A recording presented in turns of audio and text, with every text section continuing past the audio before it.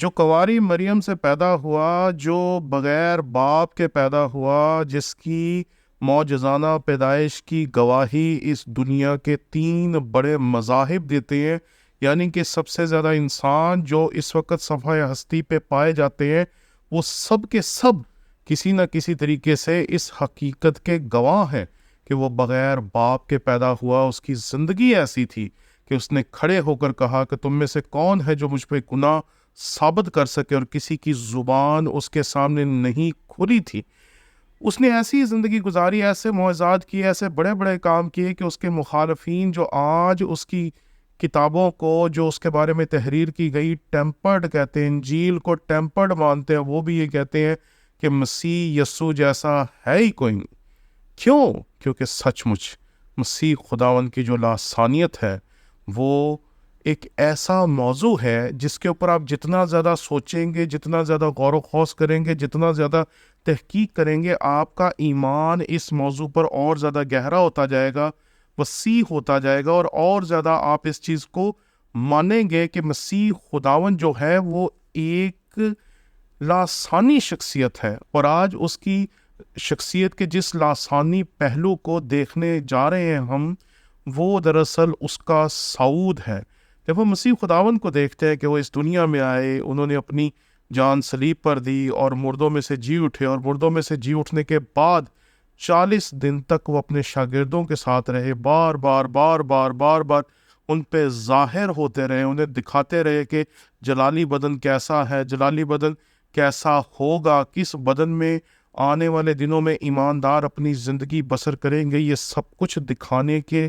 بعد مسیح خداوند 40ویں دن صعود فرماتے ہیں۔ جب ہم اعمال کا صحیفہ پڑھتے ہیں تو یہاں پر لکھا ہے، اے تھیوفلس، میں نے پہلا رسالہ ان سب باتوں کے بیان میں تصنیف کیا جو یسوع شروع میں کرتا اور سکھاتا رہا، اس دن تک جس میں وہ ان رسولوں کو جنہیں اس نے چنا تھا روح القدس کے وسیلے سے حکم دے کر اوپر اٹھایا گیا۔ اس نے دکھ سہنے کے بعد بہت سے ثبوتوں سے اپنے آپ کو ان پر زندہ ظاہر بھی کیا، چنانچہ وہ 40 دن تک انہیں نظر آتا رہا اور خدا کی بادشاہی کی باتیں کہتا رہا، اور ان سے مل کر ان کو حکم دیا کہ یروشلم سے باہر نہ جاؤ، بلکہ باپ کے اس وعدے کے پورا ہونے کے منتظر رہو جس کا ذکر تم مجھ سے سن چکے ہو، کیونکہ یوحنا نے تو پانی سے بپتسمہ دیا تھا، مگر تم تھوڑے دنوں کے بعد روح القدس سے بپتسمہ پاؤ گے۔ پس انہوں نے جمع ہو کر اس سے یہ پوچھا، ہے خداوند، کیا تو اسی وقت اسرائیل کو بادشاہی پھر عطا کرے گا؟ اس نے ان سے کہا، ان وقتوں اور میعادوں کا جاننا جنہیں باپ نے اپنے ہی اختیار میں رکھا ہے تمہارا کام نہیں، لیکن جب روح القدس تم پر نازل ہوگا تو تم قوت پاؤ گے، اور یروشلم اور تمام یہودیہ اور سامریہ میں بلکہ زمین کی انتہا تک میرے گواہ ہو گئے۔ یہ کہہ کر وہ ان کے دیکھتے دیکھتے اوپر اٹھا لیا گیا، اور بدلی نے اسے ان کی نظروں سے چھپا لیا۔ خداوند کے کلام کی برکت اس کے پڑھے سنے سمجھے اور قبول کیے جانے پر ہو۔ مسیح خداوند جب اسی جسم میں واپس گئے، جو جسم انہوں نے اس دنیا میں اختیار کیا، جس میں وہ مجسم ہوئے، جس میں انہوں نے 33 سال 33.5 سال گزارے، اس جسم میں جب وہ واپس گئے تو انہوں نے پہلی بات جو ہمیں سکھائی وہ یہ تھی کہ وہ اس کائنات کا پہلا انسان تھا جو جلالی بدن میں مردوں میں سے زندہ ہوا اور خداوند کی بادشاہت میں جلالی بدن میں داخل ہوا۔ اس سے پہلے اور اس کے بعد آج تک کسی اور کو یہ سعادت نصیب نہیں ہوئی۔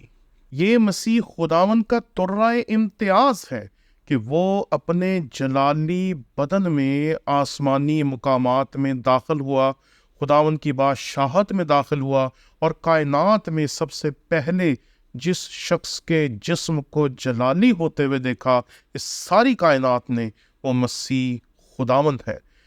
دوسری بات، مسیح خداوند جب جلالی بدن میں زندہ ہوا تو اس کے جلالی بدن میں وہ تمام نشانات تھے جو اس دنیا نے اسے دیے۔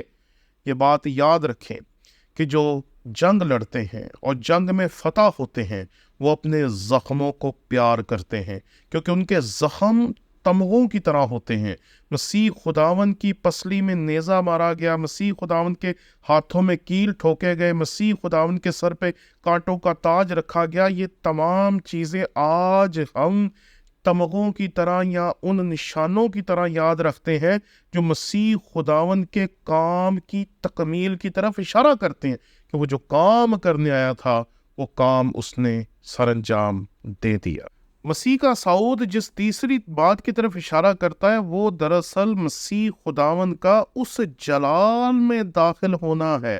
جس جلال کی طرف اس نے اشارہ کیا تھا جب اس نے کہا جو کام تو نے مجھے کرنے کو دیا تھا اس کو تمام کر کے میں نے زمین پر تیرا جلال ظاہر کیا، اور اب اے باپ تو اس جلال سے جو میں دنیا کی پیدائش سے پیشتر تیرے ساتھ رکھتا تھا مجھے اپنے ساتھ جلالی بنا دے۔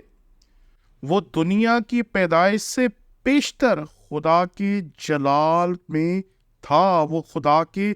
جلال میں خدا کے ساتھ تھا۔ اور جب ہم یوحنا کی انجیل اس کا پہلا باب اس کی پہلی آیت پڑھتے تو وہاں پر لکھا ہے ابتدا میں کلام تھا، کلام خدا کے ساتھ تھا اور کلام ہی خدا تھا، اور یہی ابتدا میں خدا کے ساتھ تھا۔ اس سے ہمیں پتہ چلتا ہے کہ جو جلال مسیح خداوند چھوڑ کر دنیا میں آیا تھا وہی جلال مسیح خداوند کو اس جلالی بدن میں جانے کے بعد دوبارہ دیا گیا، اور جلال میں جانے کے لیے جلالی بدن تو ضروری ہے۔ مسیح خداوند نے چونکہ دوبارہ آنا تھا اس لیے مسیح خداوند کا صعود جو ہے اس کی دوسری آمد کی خوشخبری کی طرح ہمارے سامنے آتا ہے کہ جیسے وہ جلالی بدن میں گیا اسی طرح وہ دوبارہ آئے گا عدالت کرنے کے لیے اور اپنے وفادار لوگوں کو اپنے ساتھ اپنی ابدی بادشاہت میں داخل کرنے کے لیے۔ اس لیے اس حقیقت کو سمجھیں کہ جلالی بدن ہونا کیوں ضروری تھا۔ کائنات نے پہلی مرتبہ دیکھا تھا کہ جب جلالی بدن میں کوئی جلال میں داخل ہوگا تو وہ کس شان، شوکت، عظمت اور کس کمال کے ساتھ داخل ہوگا۔ عید صعود منانا، یاد کرنا، یاد رکھنا اور اس کے بارے میں اپنے لوگوں کو بتانا بہت ضروری ہے، کیونکہ مسیح خداوند کی زندگی کا کوئی پہلو بھی ایسا نہیں ہے جو اسے اس دنیا سے ممتاز، بلند اور منفرد نہ بناتا ہو۔ اس جیسا کوئی ہے ہی نہیں۔ یہ دنیا بہت سوں کو اس جیسا بنانے کی کوشش تو کرتی ہے لیکن یہ اس کا عشر اشیر بھی نہیں ہو سکتے۔ وہ جیسے جاہ و جلال کے ساتھ اس دنیا میں آیا تھا ویسے ہی جاہ و جلال کے ساتھ وہ جب آسمان پر گیا تو ہمیں ایک امید دے کے گیا کہ جیسے آج وہ ہم سے جدا ہو رہا ہے یا جیسے وہ اپنے شاگردوں سے جدا ہوا، یہی نوید تھی جو فرشتوں نے اس کے شاگردوں کو سنائی تھی، اور یہاں پر خداوند کے کلام میں لکھا ہے اے گلیلی مردو تم کیوں کھڑے آسمان کی طرف دیکھتے ہو، یہی یسوع جو تمہارے پاس سے آسمان پر اٹھایا گیا ہے اسی طرح پھر آئے گا جس طرح تم نے اسے آسمان پر جاتے دیکھا ہے۔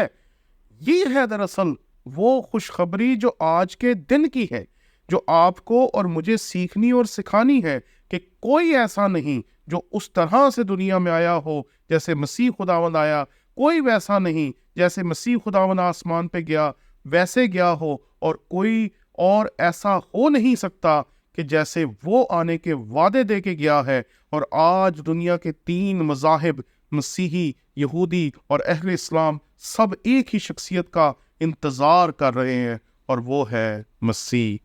خداوند۔ پریز دی لارڈ، آمین۔